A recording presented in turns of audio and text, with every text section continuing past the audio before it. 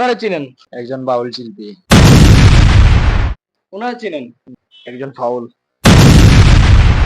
আপনি ওনারা চিনেন? আমি বিচক্ষণ আলী। একজন বিচক্ষণ আলেম। ওনারা তো চিনেন? ফাউল শিল্পী। বুঝছি না। ফাউল শিল্পী। বাউল শিল্পী না ফাউল শিল্পী? ফাউল শিল্পী দুইটাও। আলহামদুলিল্লাহ ভালো আছে। ওনারা চিনেন? তাহেরি। তাহির হুজুর একজন আলিম, একজন পীর, একজন পীর। একজন বাউল শিল্পী। ওনাকে চিনেন? জি, শাহ আহমদুল্লাহ। শাহ আহমদুল্লাহ। উনি একজন বিচক্ষণ আলিম, একজন দালাল। উনি একজন বিচক্ষণ আলিম। ওনারা চিনেন? গিয়াসউদ্দিন আত-তাহেরি। উনি একজন আলিম, উনি একজন পীর, একজন বাউল শিল্পী, একজন ফাউল। একজন ফাউল। ভাই এটা কোনো কথা? না, এর একটা বলতে হলে এটাই বলতে হবে, এর বাইরে কিছু বলার নাই। আমাকে ফাউল কেন বলবেন? ওনার ফাউল বলার কারণ আছে যে কথাবার্তার কোনো লিমিট নাই। আগাও সমান নাই, গুড়িও সমান নাই। এই এদিকে একটা সেদিকে একটা। ওনার তো প্রচুর হাজার হাজার ভক্ত আছে।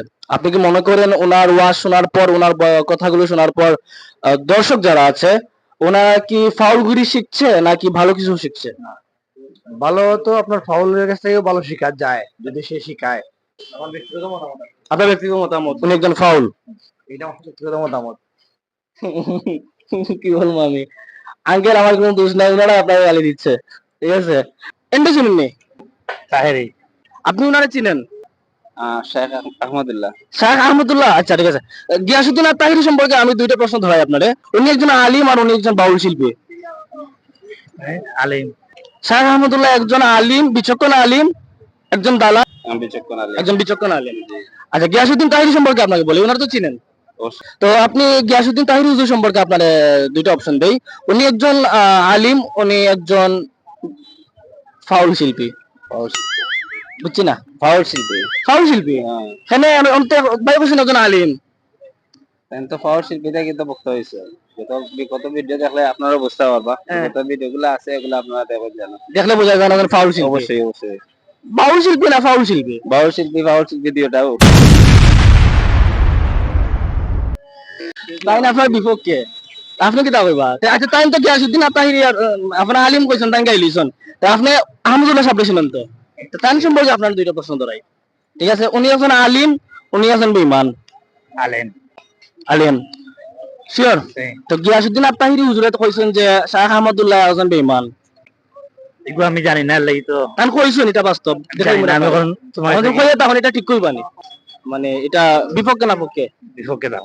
বিপক্ষে থাকবা। একজন আলিম একজন আলিমদের বেঈমান হওয়া ঠিক না। না মিলে যদি মিলে না তো আমি এখন আলেমরে তো আমি মানে বেঈমান কইতাম পারতাম না। জনসাধারণ আপনাকে আলিম বলেই জানে। এই আত্মবিশ্বাসটা রাখেন, ভাঙেন না। ঠিক আছে? অনেকেই আপনাকে বলছে যে আপনি আউল বাউল ফাউল, তো আমরা ধরে নেই আপনি একজন আলিম। তো এই যে একটা ছবি দেখতে পাচ্ছেন, ওনারে চিনেন? জি অবশ্যই। হ্যাঁ, ওনাকে চিনা, ওনার চাচ্চুকে চিনার মতো কেউ মানে মানে কেউ বলে যদি চিনি না তাহলে তার এই দেশে থাকার কোনো অধিকার নাই। আচ্ছা, ওনার নাম গিয়াসউদ্দিন আত-তাহেরি। গিয়াসউদ্দিন আত-তাহিরি। উনি একজন আলিম, উনি একজন পীর, উনি একজন বাউল শিল্পী এবং উনি একজন ফাউল। উনি একজন তো অবশ্যই আলিম। তাহলে আমরা ধরে নিলাম যে তাহির হুজুর একজন আলিম। একটু লাইনে আসেন। ওনারা চিনেন? গিয়াসউদ্দিন আত-তাহেরি। উনি তো আলিমও না, পীরও না, বাউল শিল্পী। ফাউল বলা যায়। হ্যাঁ, ফাউল বলা যায়। কেন? ফিতনা সৃষ্টি করতেছে, সমাজে বিশৃঙ্খলা ঘটাচ্ছে। আপনার পরিচয়টা আপনি দেন। আমার পরিচয় কি পরিচয় দেব? আমি সাধারণ একজন মানুষ। সাধারণ মানুষ। আচ্ছা, দুইটা ছবি দেখাবো আপনারা। হ্যাঁ, প্রথমত ওনাকে দেখে চিনেন? হ্যাঁ, আলহামদুলিল্লাহ চিনি তো ওনাকে। নাম? শেখ আহমদুল্লাহ। ওনাকে আমি কেন, বাংলাদেশের সবাই চিনে। উনি একজন আলিম, উনি একজন বেঈমান। আস্তাগফিরুল্লাহ। একজন আলেমকে তো বেঈমান শব্দ ওনার সাথে কখনো মানায় না। উনি একজন আলেম। ওনারা চিনেন? হ্যাঁ, ওনারও চিনি। ইউটিউবের জামানায় তো কেউ না চেনার কথা না। উনি বলেছেন উনি একজন বেঈমান। আস্তাগফিরুল্লাহ। না, আসলে আমাদের বর্তমানে কিছু জিনিস দেখে দুঃখ লাগে, আফসোস হয় যে একজন আলেম আর একজন আলেমকে বেঈমান, দালাল, ফাউল এইসব শব্দ দ্বারা যখন একজন আলেম আর একজন আলেমকে গালাগালি করে, আসলে এগুলা মানে খুবই কষ্ট লাগার মতো। তো সবকিছুর শেষে হচ্ছে যে আলেম সমাজ, আলেমদের মধ্যে যদি কোনো ভুল থাকে নিজেরা নিজেদের মধ্যেই সংশোধন করেন, সংশোধন করার চেষ্টা করেন, আল্লাহর ওয়াস্তে পাবলিকের সামনে এই দালাল বা আরো যত যত গালিগালাজ আছে এগুলোর থেকে নিজেদেরকেও হেফাজতে রাখেন এবং পাবলিকদেরকেও এগুলা থেকে বিরত রাখেন। তাহির হুজুরের উদ্দেশ্যে কিছু বলেন। ওনাকে যদি আমি এখন ফাউল বলি তাহলে একটা গালি হয়ে যাবে। আর ফাউল বলার মতো কিন্তু অনেক কিছু ওনার মধ্যে আছে। উনি গান গায় ঠিক আছে। গান গাওয়ার জন্য ওনার বাউল বলা যায়। অবশ্যই অনেক ত্রুটি আছে যেগুলো উনি নিজে যদি একটু ঠান্ডা মাথায় ভাবেন উনি তার উত্তর নিজেই পেয়ে যাবেন। আর আমরা যদি শুনি আগামীকালকে তাহির হুজুর সিলেট কোর্টে আইসা আপনার বিপক্ষে মামলা দিছে, আপনি কি করবেন? আমি আসলে মামলা টামলার অভিজ্ঞতা আমার নাই। একবার যাইয়া দেখবো যে জেলের কি অবস্থা।